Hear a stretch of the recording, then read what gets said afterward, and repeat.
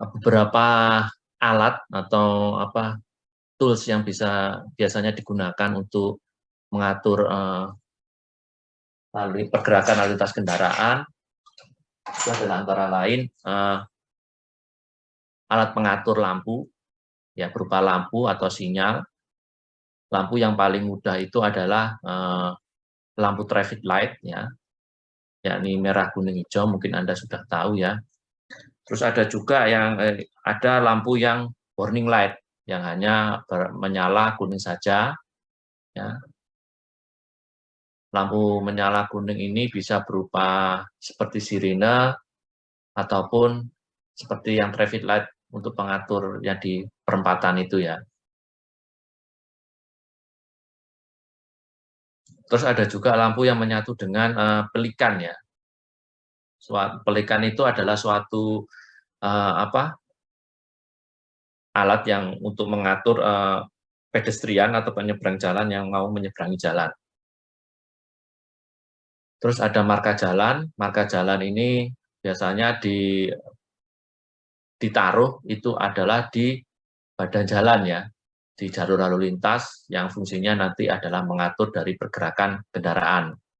Terus ada rambu.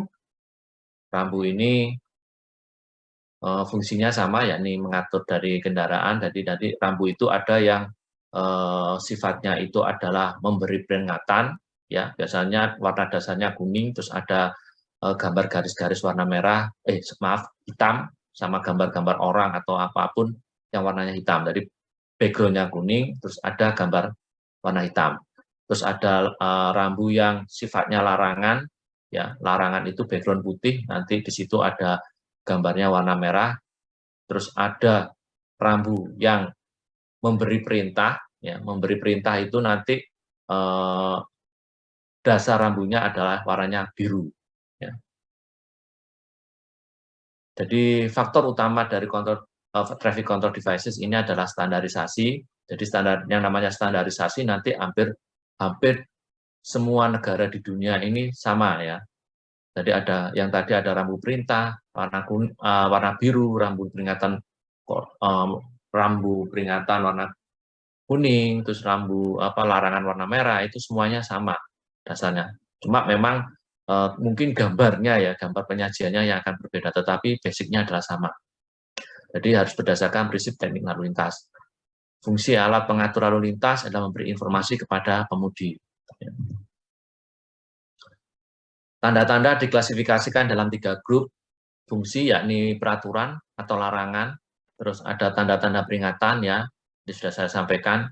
Ada tanda-tanda pengarah atau pemberi petunjuk ya, ini tadi yang saya kelupaan ya. Kalau pengarah atau pemberi petunjuk itu kalau kita perhatikan itu ada rambu itu yang warna hijau ya. Biasanya yang di jalan tol kalau kita lewat itu kita ketika akan keluar dari pintu tol itu akan diberi petunjuk ya. Berapa ratus meter lagi, berapa kilometer lagi ya, di situ adalah pintu keluar tol. Selanjutnya adalah persyaratan tanda lalu lintas, itu adalah yang pertama mampu mengisi kebutuhan yang penting di jalan ya. Jadi rambu atau alat-alat pengatur lalu lintas itu dipasang adalah untuk mengisi kebutuhan yang penting di jalan ya. Kebutuhan yang penting di jalan ini terutama untuk keselamatan dari pengguna jalan ya. Tujuannya adalah untuk menjamin keselamatan pengguna jalannya. Yang kedua harus memberikan perintah untuk perhatian. Yang ketiga adalah pesan yang jelas artinya dan sederhana. Ya. Seperti petunjuk kata-kata ya, itu tidak boleh terlalu panjang. Ya.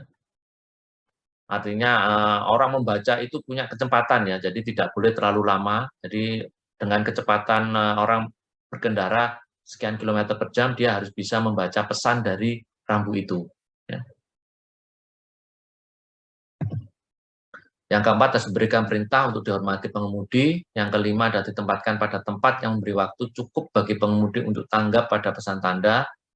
Dan yang keenam adalah harus dapat diberi sanksi hukum untuk tanda larangan. Hal-hal yang perlu diperhatikan adalah kalau dalam rambu adalah perancangan rambu, penempatan rambu, pemeliharaan rambu, dan keseragaman rambu. Seragaman rambu nanti rambu itu ada dibagi menjadi 3 ya, ada yang kecil, sedang, dan besar ukurannya. Kalau rambu yang ukurannya besar itu biasanya untuk rambu yang dipasang di jalan dengan kecepatan rencananya tinggi ya, antara 80 sampai 100 km per jam. Biasanya dipasang di jalan tol itu yang rambunya ukurannya besar-besar. Ukurannya besar karena dia dilihatnya itu dalam sekejap ya, dengan kecepatan di jalan tol itu kan bisa sampai 100 ya. Jadi kalau 100 itu melihat rambu, melihat objek itu mesti cepat ya, sehingga di situ diberi rambu yang cukup besar. Untuk rambu yang kurang kecil biasanya ditempatkan di jalan daerah-daerah perkotaan ya, mana di situ sering terjadi macet ya, berjalan pelan seperti itu. Rambu-rambu lalu lintas memberikan informasi pada rute, arah tujuan, terus untuk perajangan rambu di situ ada seragam. Seragam di sini adalah bentuk, meliputi bentuk, warna, ukuran, simbol, kata, tulisan, dan penerangan. Terus berikutnya adalah ada marka lalu lintas ya.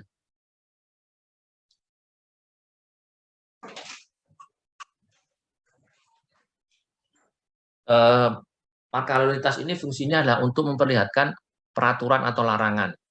Terus fungsi yang kedua adalah untuk menunjang tanda lalu lintas yang lain. Ya. Jadi misalkan di ini ya, untuk mengatur pergerakan terutama ya, untuk mengatur pergerakan bahwa di situ ada jalur lurus, maka otomatis nanti di markanya yang terpasang di badan jalan itu juga harus marka lurus. Belok kiri, belok kanan pun juga begitu. Ya, jadi fungsinya menunjang tanda lalu lintas lain, ya. Terus memberi arah atau pertemuan lalu lintas, terus memberi peringatan pada lalu lintas. Keadaan yang membatasi efektivitas marka antara lain, pertama dapat tertutup oleh kotoran, lumpur, oli, dan salju ya. Ini kalau tertutup marka dengan kotoran, lumpur, oli, dan salju, maka tidak akan berfungsi ya, kan tidak terlihat. Tidak dapat terlihat apabila basah, itu bisa terjadi pada musim penghujan ya. Terutama kalau markanya warna kuning ya, itu biasanya kalau pas musim penghujan sulitan terlihat ya. Jadi hati-hati kalau Anda berkendara pada musim penghujan untuk rambu marka warna kuning ya. Tidak tahan lama terkena gesekan roda di jalan, mesti berapa periodik ya, dia harus cat ulang marka itu ya. Terus yang keempat adalah harus diganti atau diperbaiki pada interval waktu, terus tidak dapat dibuat pada jalan dengan permukaan kurang baik. Kurang baik di sini adalah kurang rata. Kalau kita membuat marka di jalan yang permukaan rata, itu permukaan yang tidak rata itu biasanya hasilnya juga kurang baik dan markanya tidak akan terlihat dengan jelas. Fungsi dari marka nanti tergantung dari material, warna, terus ada marka memanjang dan marka melintang. Terus untuk penempatan marka itu bisa di perkerasan jalan atau bisa dikerep. Ya. Traffic sinyal. Ya, traffic sinyal ini yang mengatur pergerakan apakah itu kendaraan, apakah itu pejalan kaki ya. Jadi untuk pemasangannya berdasarkan satu volume kendaraan, yang kedua adalah volume pejalan kaki, yang ketiga adalah kecelakaan berbahaya, ya. Terus yang keempat ini adalah pergerakan yang terkoordinasi. Ini yang biasanya untuk yang simpel terkoordinasi ya. Kalau mungkin kalau yang di sini yang paling di ini ya, di mana? Darmo itu ya, Darmo itu kan ada beberapa simpang sehingga di situ memungkinkan adanya simpang terkoordinasi. Jadi biasanya diaplikasikan pada saat jam sibuk. Atau mungkin kalau Anda yang tinggal di daerah mana? Wiyung, Mastrip ya, itu di Gunung Sari itu ada beberapa traffic light ya, mulai dari pertigaan Wiyung, terus akses tol, terus di Gunung Sari sendiri itu ada 3 sampai ujungnya itu adalah di Rolak Gunung Sari. Nah, itu kan juga pada saat jam sibuk sering dikoordinasi sehingga bisa mengurangi adanya antrian dari kendaraan. Terus traffic sinyal itu juga interupsi pada arus menuju juga bisa dilakukan. Terus klasifikasi sinyal itu ada beberapa macam ya. Untuk lampu pengontrol untuk kontrol lalu lintas itu ada pre-time sinyal, jadi intervalnya tetap ya. Terus ada traffic actuated sinyal sama adjusted sinyal. Jadi di situ pengaturan green time atau red time-nya itu ada yang menerus sama sepanjang hari ya, ada yang mengikuti dari volume lalin ya. Jadi situ ada beberapa macam. Terus untuk pengaturannya ada yang diatur secara manual ataupun satunya nanti diatur dengan mengikuti volume lalu lintas yang ada.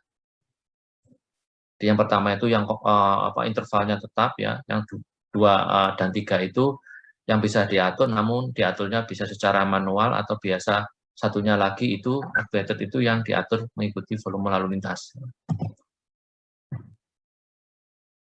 Terus ada yang khusus ya untuk traffic light ya, itu yang flashing beacon. Terus land use control sinyal itu yang untuk informasi dari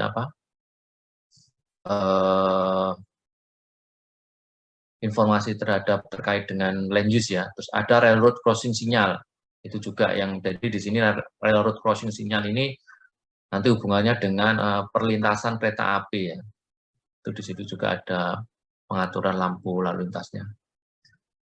Klasifikasi sinyal pergerakan lalu lintas teratur, tujuannya dan untuk kecelakaannya untuk menurunkan kecelakaan. Terus interupsi bagi pejalan kaki, terutama di persimpangan, itu untuk menyeberang. Terus untuk keekonomisannya, kerugiannya adalah meningkatkan total delay ya. Jadi kalau kita memasang sinyal itu kita bisa menambah delay yang ada di simpang tersebut, tetapi kita bisa mengutamakan keselamatan lalu lintasnya. Memang akan macet, tapi nantinya dari segi keselamatan lalu lintasnya membaik. Meningkatkan tabrakan muka belakang kalau kita tidak berkonsentrasi ya, ketika ada lampu merah. Kalau yang tidak berkonsentrasi nanti bisa terjadi tabrakan muka belakang. Terus kalau penempatan tidak benar akan terjadi delay-nya menambah ya. Terus penyetelan waktu tidak tepat atau setting waktu tidak tepat itu juga akan menambah delay. Jadi yang misalkan dulu kalau simpang dulunya tidak ada traffic light itu delay-nya itu adalah satu kendaraan itu misalkan 15 menit, tapi begitu dipasang simpang, dipasang traffic light, ya ternyata delay-nya bertambah menjadi 30 menit ya, per kendaraan. Nah itu adalah salah satunya kemungkinan ada penyetelan waktu tidak tepat ya. Nah ini adalah rambu lalu lintas. Nah ini rambu lalu lintas ini pertama kali dikenalkan di Konvensi PBB di Wina tahun 68. Ini yang kalau di Indonesia pertama kali di Keputusan Menteri Perhubungan nomor 61 tahun 93 tentang rambu lalu lintas di jalan. Ya. Di situ diatur mengenai standarisasi rambu lalu lintas, yakni bentuk, warna, dimensi, terus pesan yang disampaikan, jenis huruf, metode penerangan dan pemantulan, reflektornya itu seperti apa, spesifikasinya, terus lokasi pemasangan, terus konstruksinya ya, konstruksi dari rambu itu meliputi tiang dan pemasangannya seperti apa. Jadi tiangnya diameternya berapa, lokasi dari daun rambu terhadap tepi jalannya itu berapa meter, ya. Terus pondasi tiangnya itu juga sudah ada di situ ya. Pondasi tiangnya itu dipasang kedalaman sampai berapa, konstruksinya apa, terus campuran dari konstruksi struktur dari pondasinya itu apa, semuanya ada di Keputusan Menteri Perhubungan. Yang terbaru itu nomor 14 tahun 2014 ya. Sebentar, coba saya ini dulu ya. Mengenai rambu, saya stop share dulu. Saya mau tunjukkan ya yang untuk rambu.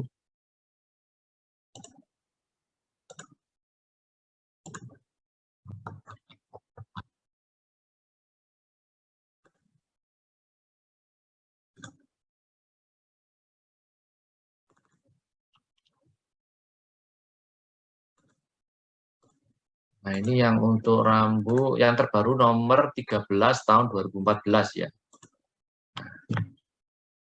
Ini yang terbaru mengenai rambu ya.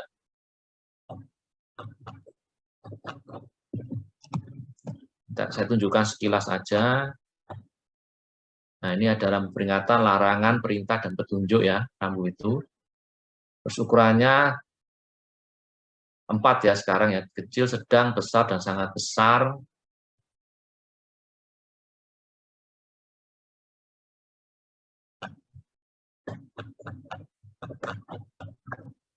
Ini rambunya apa saja dari sini.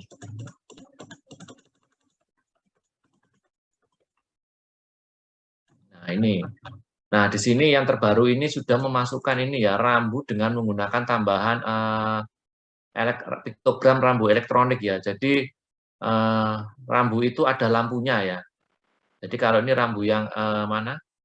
Yang sebelah kiri ini rambunya. Rambu yang sebelah kiri itu yang konvensional ya. Tapi yang sebelah kanan yang ada hitamnya itu adalah rambu kalau kita menggunakan lampu ya, lampu LED.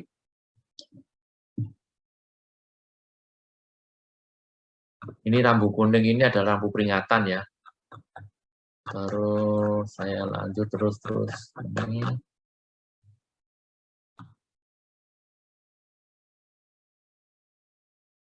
Nah, selain kuning ini ada yang warna oranye ya. Oranye ini biasanya rambu untuk ini ya apa? Konstruksi, ada kegiatan konstruksi ya. Terus ada rambu larangan yang tadi dasarnya warna merah ya. Ada yang dasarnya putih, terus ada sekelilingnya dilingkari warna merah, ini larangan juga. Terus ini rambu perintah yang dasarnya biru, terus ada gambarnya warna putih ya.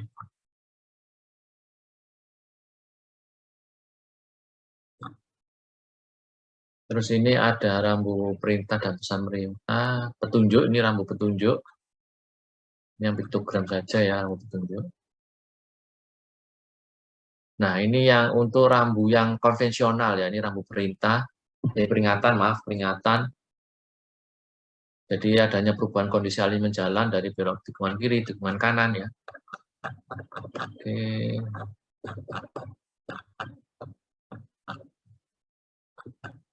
Ini pengaturan lalu lintas dan peringatan persimpangan prioritas ya.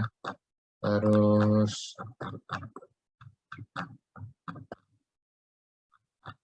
peringatan ada hewan, terus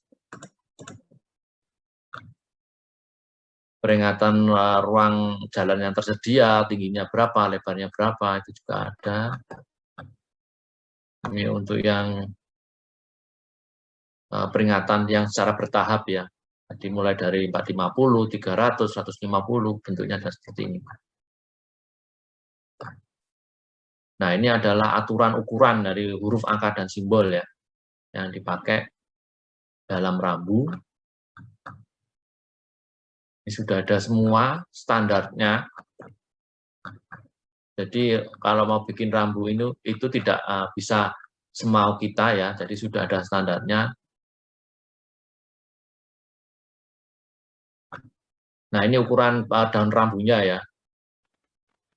Nah, ini A ya, terus ini yang B ya, tebelnya ini, tebel garisnya B, terus ini radiusnya, R-nya ini berapa, ini semuanya sudah ada ya. Untuk yang ukuran kecil, sedang, besar, sangat besar, itu sudah ada semua. Ya, jadi melengkung-lengkungnya di sini itu sudah ada R-nya berapa. Nah, ini yang untuk kalau peringatan berupa kata-kata ya, peringatan berupa kata-kata juga. Ini papan tambahan rambu. Arah gerakan lalu lintas, kalau di tikungan, biasanya dipasang di tikungan bagian terluar ya ini ya. Sini rambu larangan.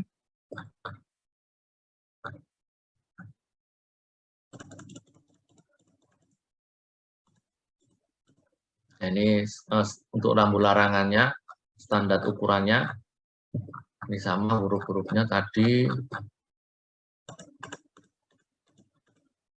Nah, ini yang lingkaran tadi ya, jadi kecil, sedang, besar, sangat besar ya. Ukurannya, diameternya berapa, terus tebelnya garis merah ini, melingkar ini berapa. Terus kalau dikasih gini, tebelnya berapa juga ya. Terus ini adalah ukuran juga kalau ada di sini, di tengah ini ada tambah hitam, ini berapa jarak dari sini, terus sama tebelnya D ini berapa. Ini kalau ukuran lebar jalan ya. Terus ini larangan masuk. Ini untuk yang stop, ini yang untuk hati-hati kalau kita masuk persimpangan. Ini yang untuk railway crossing ya, kalau kita bertemu lintasan kereta api. Yang ini yang perintah ya, perintah.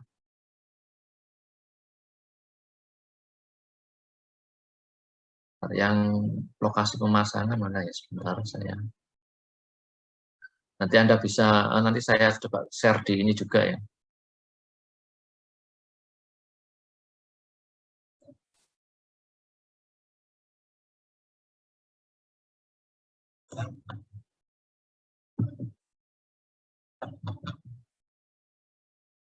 Nah, ya. Nah ini seperti ini peringatan ya, paling sedikit.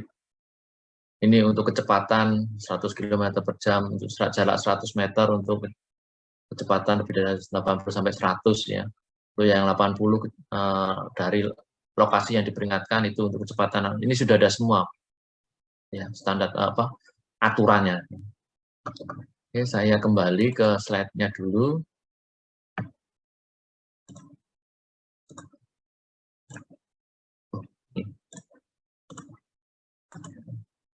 Nah,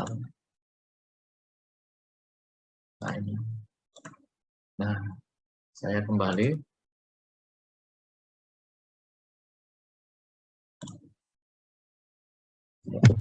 Kita lanjut lagi.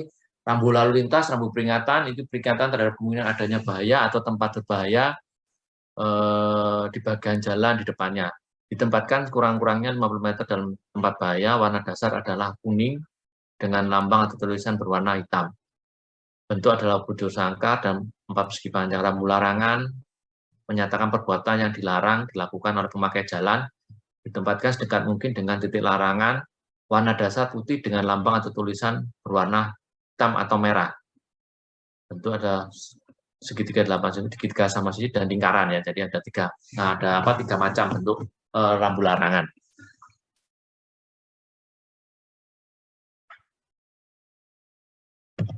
Terus ada rambu perintah.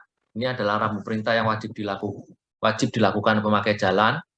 Ditempatkan sedekat mungkin dengan titik kewajiban ya. Terus warna dasar adalah biru dengan lambang dan tulisan berwarna putih ya, serta merah dengan garis serong sebagai batas akhir perintah. Bentuknya adalah lingkaran. Itu rambu petunjuk menyatakan petunjuk mengenai jurusan, jalan, situasi, kota, tempat ya. Ini yang biasanya ada di jalan tol ya, warna hijau itu ya. Jadi warna dasarnya ada bisa biru, hijau, tapi kalau umumnya paling banyak hijau. Coklat juga ada biasanya dengan lambang atau tulisan berwarna putihnya. Nah, ini ada beberapa contoh. Ini yang lama, jadi yang KM 61 tahun 93 tadi ya. Memang ada rambu itu ada kemungkinan perbaruan ya, karena perkembangan zaman sehingga harus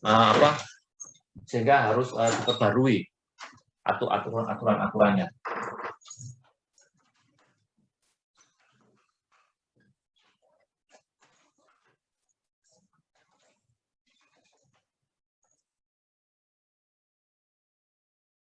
Oh, Zoom saya habis, nanti kalau habis kita join lagi ya, soalnya Zoom saya di Classroom belum aktif saya.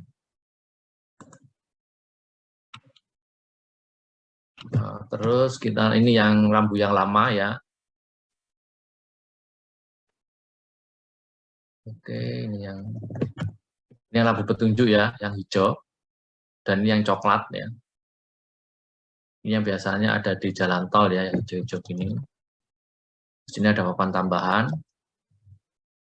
Untuk penempatan rambu lalu lintas, rambu harus ditempatkan sesuai dengan standar kebebasan samping kurang-kurangnya 0,6 meter dari tepi badan jalan, kota yang normal atau 0,3 meter untuk rambu yang dipasang pada pemisah jalan atau median ya. Jadi rambu itu ada yang ditaruh di tepi jalan, ada yang di median jalan. Rambu ditempatkan di sebelah kiri menurut arah arus lalu lintas, bagian sisi rambu yang paling rendah harus minimal 1,75 meter dan tinggi maksimumnya adalah 2,65 meter di atas pada sisi jalan diukur dari permukaan jalan. Nah, ini ada gambaran. Yang tadi yang dimaksud 0,75 ya. 0,75 itu dari sini, maaf, 1,75 itu yang dari sini, bagian bawah ke bawah ini adalah syaratnya ya.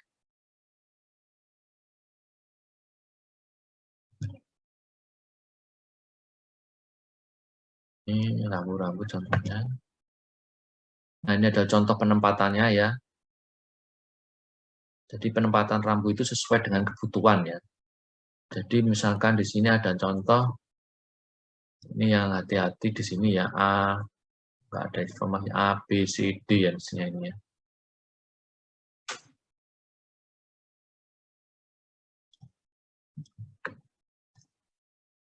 Terus yang lainnya, nah ini A. Nah ini ada penempatannya, ini hati-hati.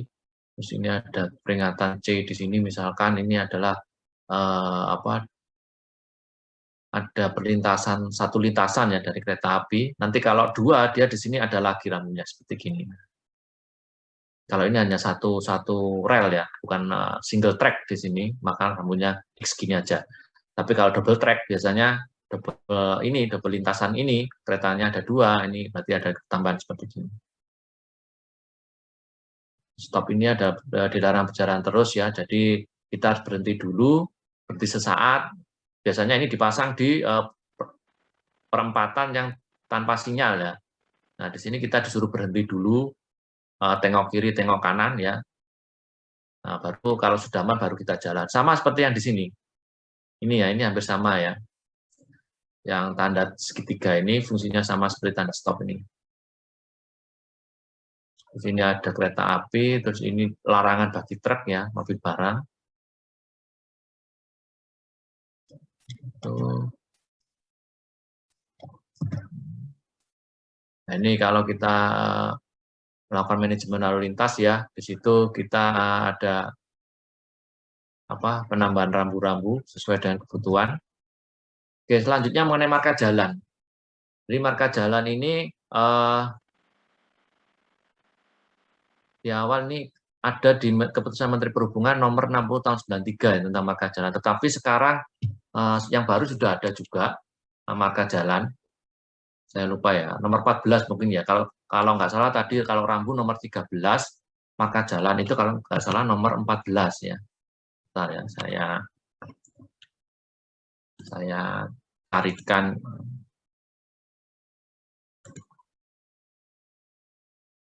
marka jalan ya.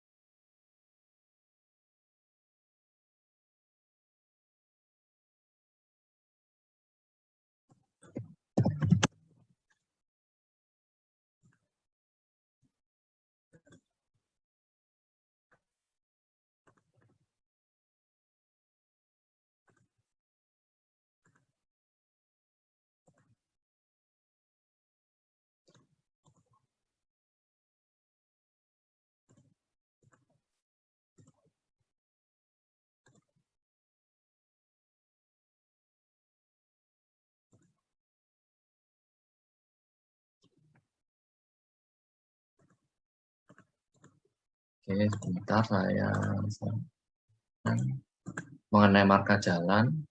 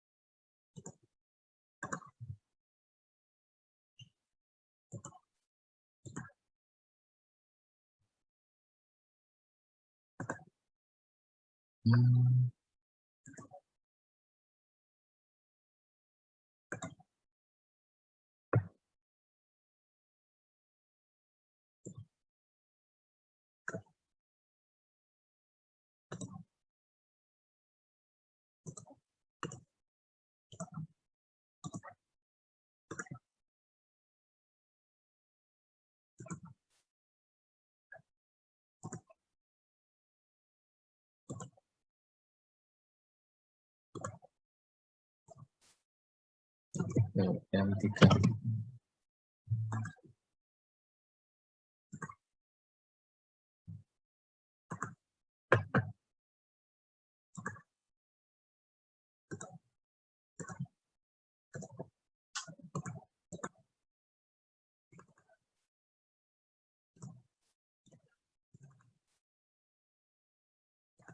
Nah, ini yang M34 ya.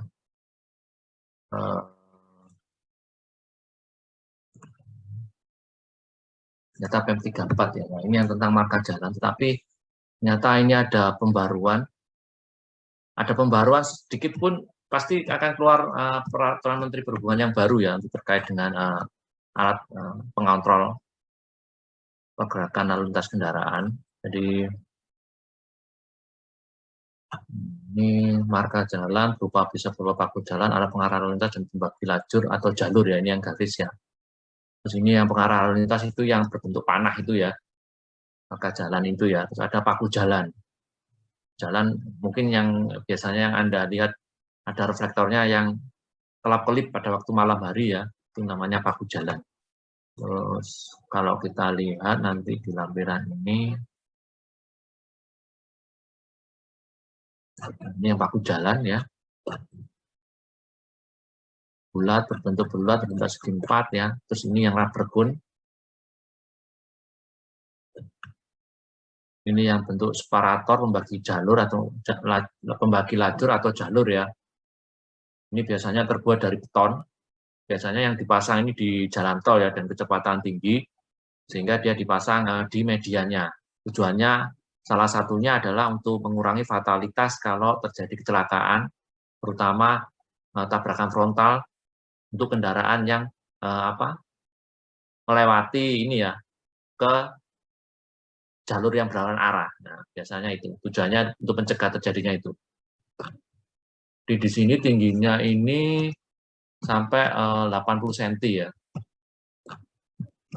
Nah, ini yang untuk berbentuk garis ya, berbentuk garis di mana di